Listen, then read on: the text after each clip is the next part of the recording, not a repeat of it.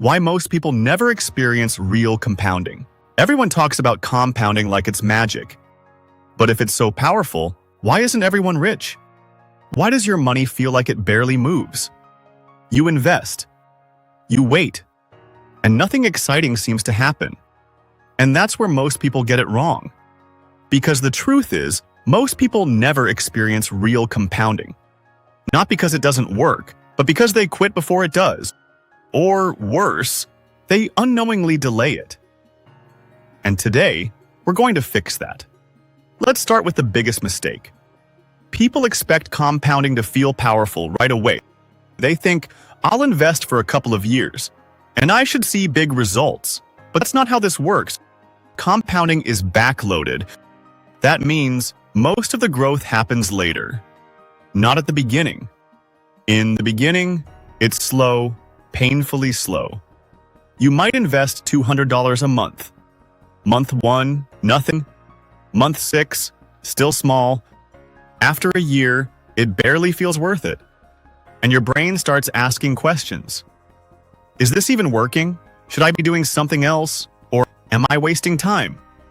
This is the moment where most people lose because they don't understand something critical.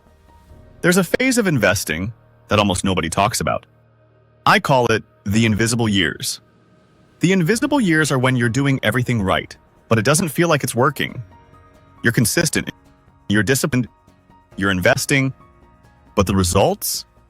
They feel small, underwhelming, and almost disappointing. And this phase can last for years. And during this time, most people quit. Not because they're lazy, but because they don't see progress. And humans are wired to need feedback, to need results, to feel momentum. But compounding doesn't give you that early. Instead, it tests you. It asks one simple question. Can you stay consistent without immediate reward? Because if you can't, you'll never reach the next level. Let me explain why this happens. Compounding depends on 3 things: time, money, and returns. In the beginning, you don't have much money invested yet, so even if you get good returns, the actual gains are small. For example, if you have $5,000 invested and you earn 10%, that's only $500. That doesn't feel life-changing. But later on, when you have $100,000 invested, that same 10% becomes $10,000. Now it feels real. Now it feels powerful. But you only get there if you survive the early phase. And most people don't. Because they make this mistake. They start, then they stop. They invest for a few months, and then life happens. Bills, stress, unexpected expenses, and they pause again.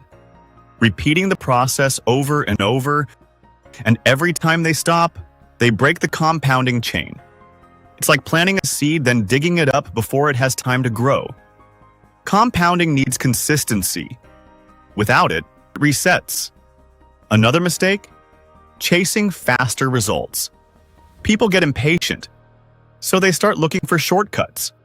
1. They jump from one thing to another like stocks, crypto, or even the hottest new trends. They think they're speeding things up, but they're actually starting over. Because compounding doesn't reward jumping in and out of investing. It rewards staying. 2. Another problem is not investing enough. Most people invest too little, for too long. They think, I'll start small now and increase later, but later never comes. And that delays everything. Because early contributions matter the most.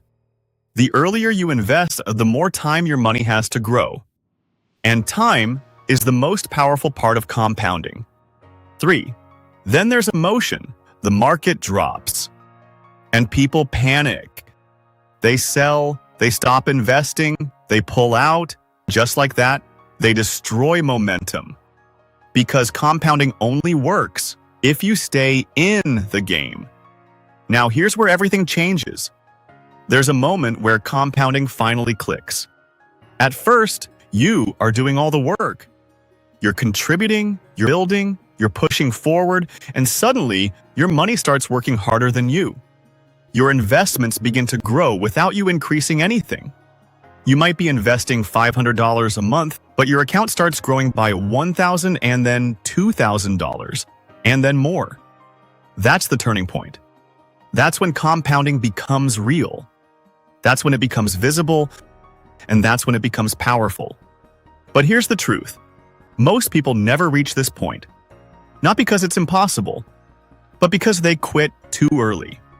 So how do you fix this? First, you have to respect the early phase. Stop expecting fast results.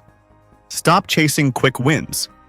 Understand that slow growth at the beginning is normal. Second, increase your contributions when you can. Even small increases make a big difference over time. Third, stay consistent no matter what, even when it feels slow and boring as if nothing is happening.